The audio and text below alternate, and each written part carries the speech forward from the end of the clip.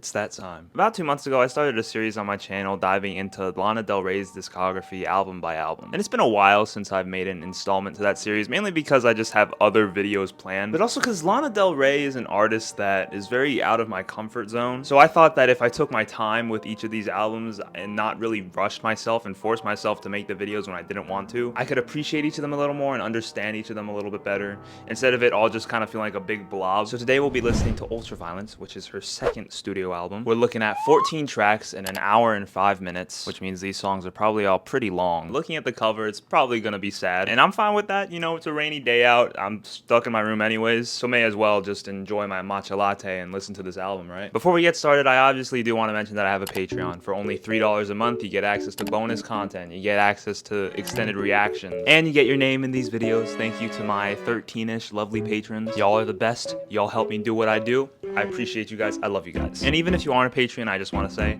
if you're watching this video, I love you too. Got a little snack today. You know, I got a comment on one of my other Lana Del Rey videos saying that you can't eat a snack while listening to Lana Del Rey. What? What if I'm hungry, man? Don't you think my experience would be enhanced if I'm not starving? Oh my god, the first song is 6.5 minutes long. Okay. Ooh, I like that guitar. Oh, I completely forgot about her vocals. You're so famous now. Ooh, that's nice. Like a vintage feel, you know, with the muffle. Her production is always just like on another level. Ooh, that note. Unsettling. Oh my god. What does that mean? I got your Bible and your gun? Oh, the drums. Ooh. Oh, with that. Bro, why is this song so long? But yeah, I thought that song was fine. Why is it so long, man? Like, I'm already halfway through my charcuterie board. I stand by the fact that 6:39 is absolutely absurd, except for Ultraviolence 10-minute version. Obviously, that's the one exception, okay? But I feel like this one felt particularly long just because Lana tends to have a lot of repeated lyrics in her songs. But I mean, I guess it's fine. Other than that, I really don't have anything against this song. I also do want to mention that I understand the Bible and gun thing now, all right? It means he's a hypocrite. No man that likes the Bible would have a gun, right? Like, that's not what God would want. So in that sense, it really is just another I miss you even though you're toxic type of song, but just done in the Lana Del Rey font, where she uses a lot of vague metaphors and makes the production all woozy and stuff. Bro. Fuck, why are you so good? Note to self, buy 2 next time. So I spent the next 20 minutes or so just giving my thoughts on the album, you know, listening, business as usual, until I realized that, oh shit. Did I just accidentally listen to track 13? Bro, my dumbass had shuffle play on. Oh my god. Oh my god, I just fucked up this entire video. I've been filming for 42 minutes! So just keep in mind that some of the reactions to these songs were filmed out of order, and because of that, there might be some continuity errors, like at one point my matcha might look like this, and then right after it could look like this, but just try to ignore it if you can, you know. I did my best to edit around it and make it seem as seamless as possible, and yeah, sorry guys, I'm kind of an idiot. I literally don't even listen to music on shuffle, so I don't know how that happened, but just my luck, I guess. This is the actual track 2. It's called Ultraviolence. Ooh. Okay, you see, this is like, it's like so different, bro. Oh my god. It's a really interesting, like, flat piano. Who's Jen? Ooh. Oh, that's really pretty. What does ultraviolence mean, though? I thought it was like a pun. Ultraviolet and violence, right? So similar to like how you can't see UV rays, it's like a more discreet violence, you know? Ooh.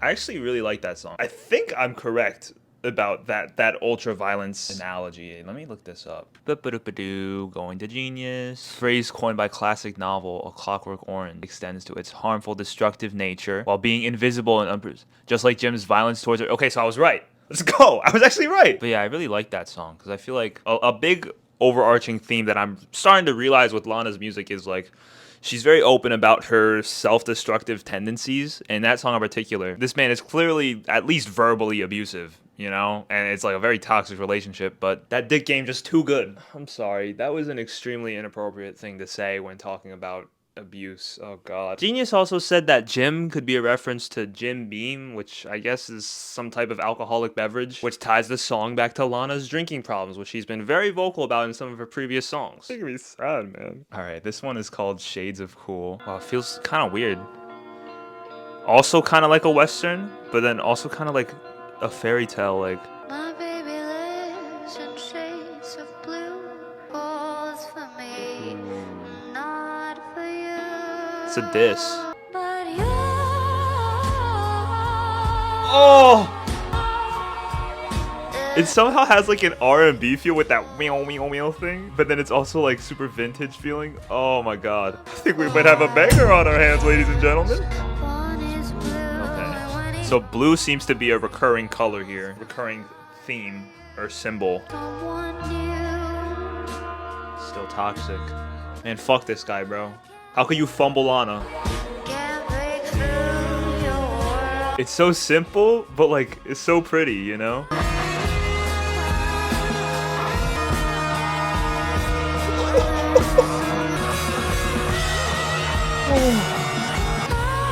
Dude!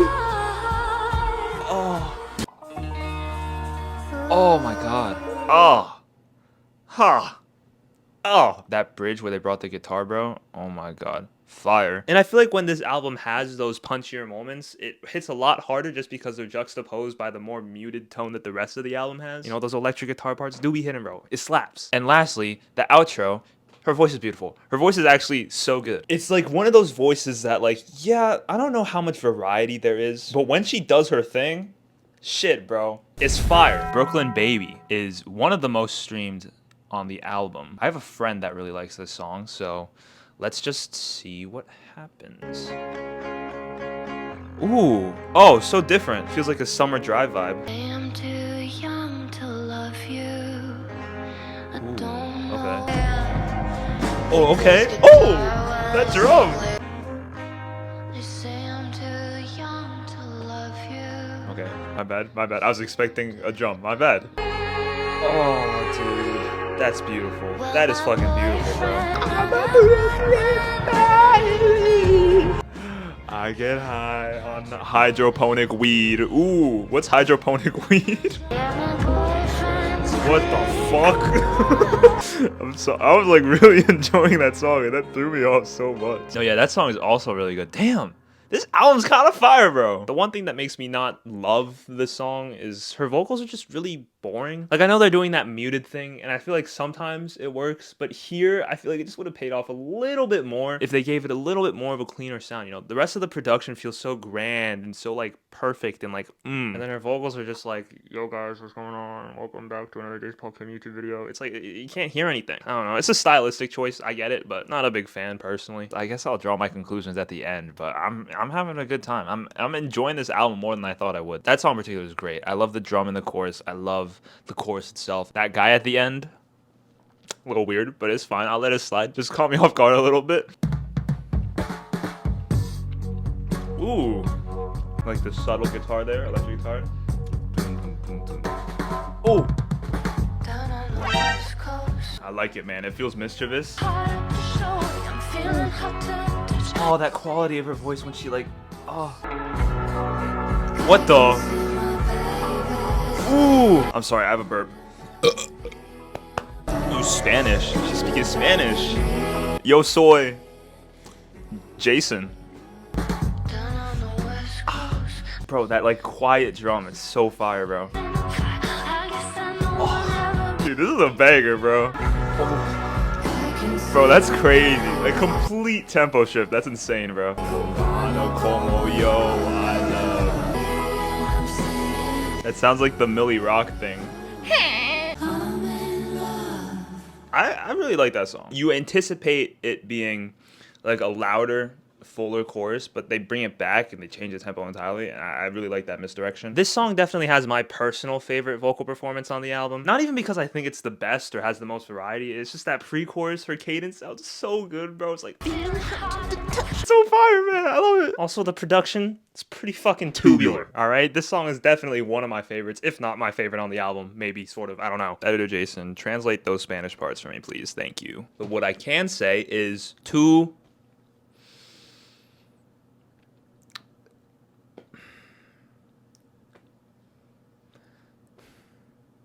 2A? 2A subscribed? A2 subscribed? We?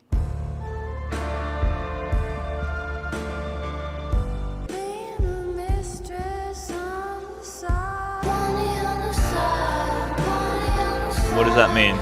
Bonnie on the side. Editor Jason, find out what Bonnie on the side means. I couldn't figure it out, but apparently Bonnie with a Y means attractive. So my guess is that it's just a fancy way of saying side piece. Maybe like a sugar baby.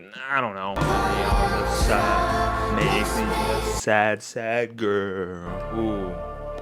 Oh, I like that ending there. This song doesn't really do it for me, to be honest. Like, I get that the point of the hook is to keep reiterating that she's sad and reiterating that she's the second option, but it's just so repetitive and it's like kind of boring. I don't know. Okay, track 7, Pretty When You Cry.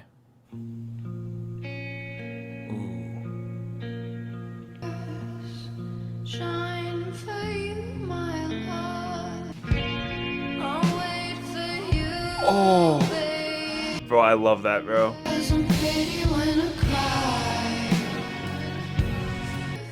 I love this guitar so much, bro.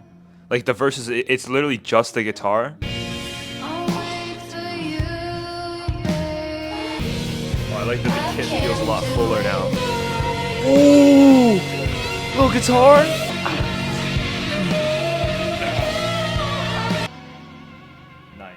Nice. Very nice. That outro was fucking money, bro.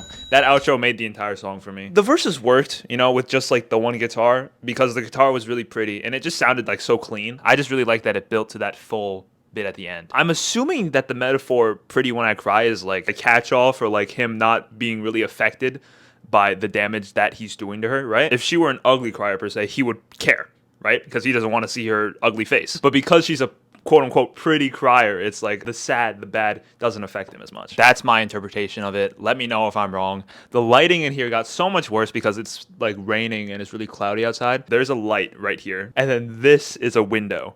So when it's bright out and I get the natural light in, it looks really good. Right now it looks kind of shit because it's dark outside. Hopefully it doesn't distract too much. Anyways.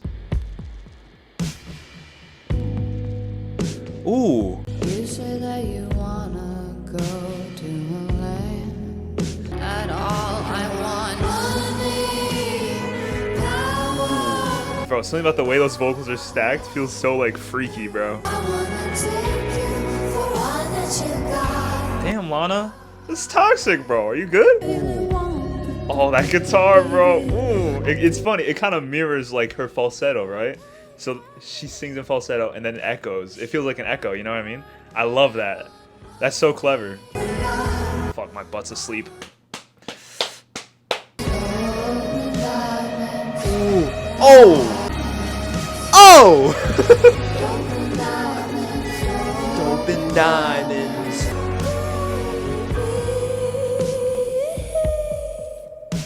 Damn, bro. That outro. Ooh, clean. Obviously, so far this.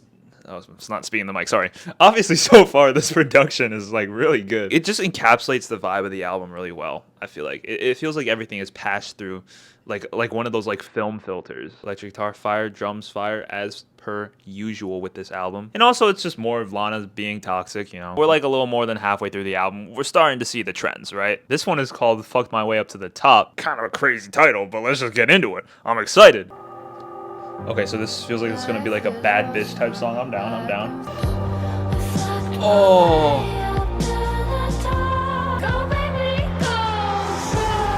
Oh.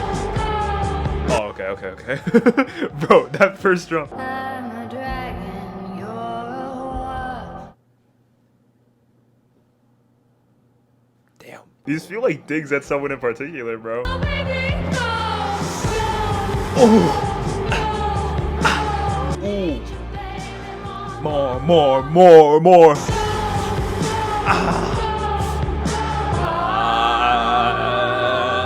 That was fun, bro. The go part, whew, that's probably some of the best shit on the whole album, in my humble opinion. And if I haven't said it by now, Lana's voice is fucking amazing. All right, I love it. I feel like in those moments where the production gets a nice, fat, juicy breakdown, her tone stays really soft and delicate. And when it's done well, I really enjoy that contrast. I think this song is probably one of my favorites. And yeah, I like that it's kind of just like cheeky. You know what I mean? It's like fucking your way up to the top is not something that a lot of people will be like proud of, but she's kind of just wearing it on her sleeve. Obviously it's probably a little sarcastic, but like you get what I mean.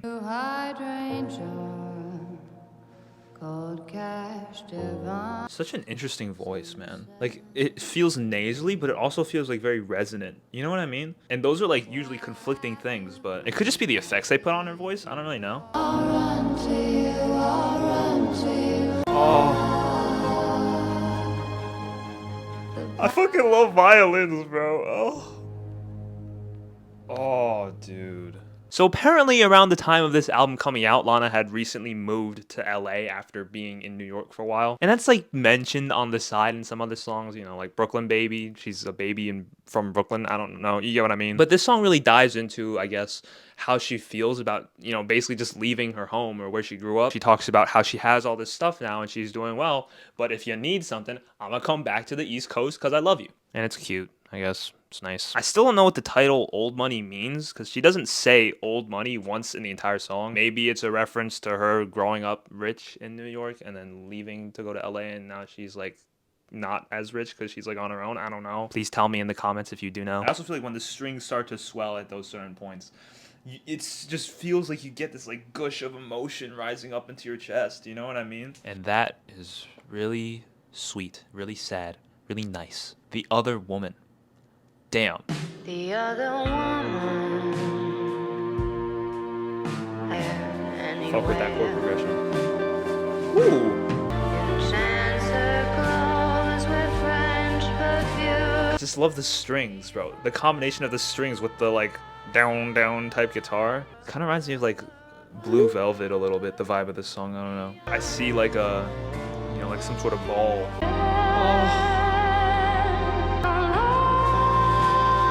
Oh, wow, dude, wow. Dude, that's so sad. You know, some of the previous songs she talks about being the Monica Lewinsky of a relationship, right? This one is just kind of laying into it. The entire thing just feels so like poised and collected. And I feel like that's really what makes this song so sad is it feels like she's forcing herself to stay put together. I really enjoyed this song. The production, mwah. Perfect. And that recurring muffle that I said I didn't like in Brooklyn Baby, I feel like just works better here. I don't know why. Maybe it's because the actual song and the arrangement feel a little more dated, so that muffle adds to that. Whereas Brooklyn Baby felt a little bit more modern in its instrumentation, and then the muffle felt like weirder. I don't really know. I just liked it here and I didn't like it there. Sue me. Wow, that is really sad, man. Fuck. This next song is called Black Beauty. Shout out to Jimmy Butler, my Black Beauty. Darker shade of brown, the mood of your soul. Dude, this emo motherfucker.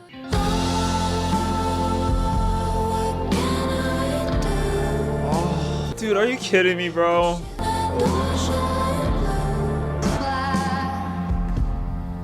My wedding dress, black leather too. They seem like cherries in the spring. That was great. That's probably one of my favorites, to be honest. That was actually so good. I really like, I think it was the second verse. Let me find it. I paint the house black, my wedding dress black leather too. You have no room for light. Love is lost on you. I keep my lips red to seem like cherries in the spring. My girl Lana is just fighting for his affection. I'm doing this for you. I'm doing this for you. You fucking like black? I'm making everything black. Ugh, very watered down. Keeping the lips red to seem like cherries in the spring to like entice him to want to, you know, give him some sugar. But this man is just so fucking emo. He can't see that Lana, the bad ting, is right in front of him. Okay. Different snare there, much less compressed. Ooh, the guitar. Oh, feels like I'm rising. I'm ascending right now. It's building to something. I swear something's coming. It's out. You hear the rising of that like electric guitar sound? Bro, I keep burping. I'm so sorry, guys. Oh, the drum. Come on.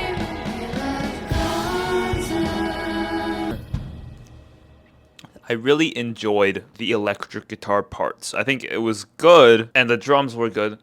But just give me like a little something, man. Like I'm begging you, please, just like a little bit. Feels like it's just building, right? And they're introducing more parts, and then it kind of just falls back into like something a little more like calm, and it's like.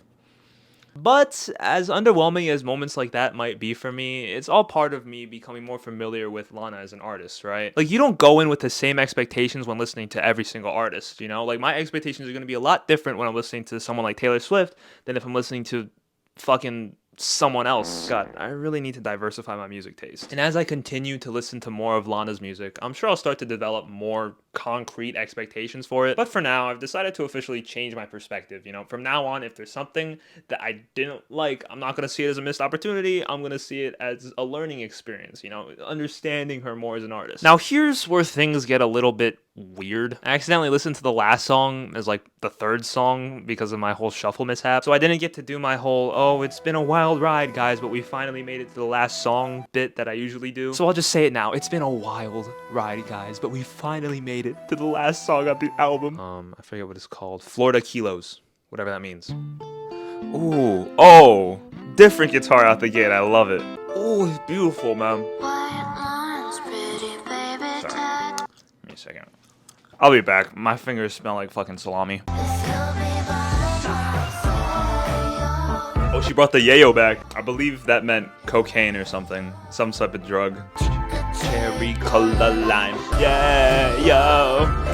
Yeah, yeah. Ooh, nice little whooshy ending there. That's kind of cool. Also, Chicka Cherry Cola Lime is just fun to say. I feel like this song kind of pulls you out of that 70s vibe a little bit, but I like it because it kind of feels like a return to status quo in a way. But as far as the actual song goes on its own, I don't think it's that great at all. I don't know, man. I definitely enjoyed listening to Ultraviolence more than I enjoyed listening to Born to Die. Something about like the vibe of this album I think is done super well while still keeping everything really interesting. Well, I'm officially 2 albums deep into Lana Del Rey's discography. My thoughts so far, I've realized that Lana has a very specific way of writing where she kind of writes from different perspectives of different quote-unquote characters, but just uses them in a roundabout way to express her own feelings about herself. And I feel like it's cool that she gives layers to her lyrics, you know, but I also feel like it's a lot harder to digest than, say, a regular artist that writes in a more traditional autobiographical way. And that's definitely going to take some getting used to. I would say as a new Lana Del Rey listener, that's easily the most confusing part for me, because sometimes I'm like, oh, is she making like a reference to like someone else, or is she talking about herself? But to sum up, I would say that Ultraviolence is really just Lana going full throttle with some of the sadder moments from Born to Die. The album does feel a little bit more cohesive just because I feel like the songs don't stray too far away from each other, which in turn does kind of make it feel like a smoother listen, but it all depends on your perspective going into it. As far as overall improvements go,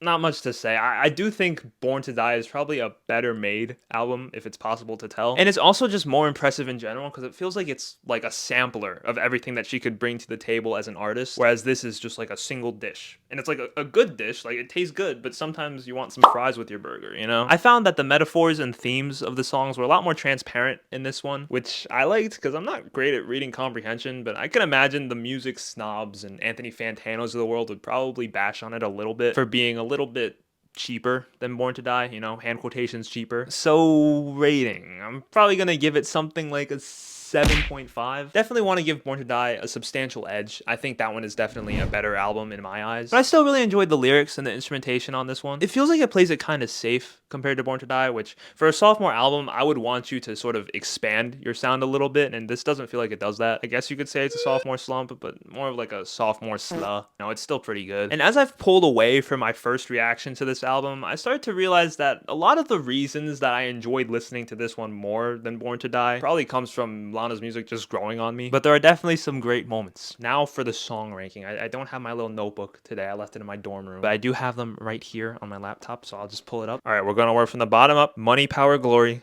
Guns N' Roses, Old Money, Cruel World, Florida Kilos, Sad Girl, Pretty When You Cry, The Other Woman, Shades of Cool. Now we're heading into top 5 territory. These are the bangers, okay? Ultraviolence.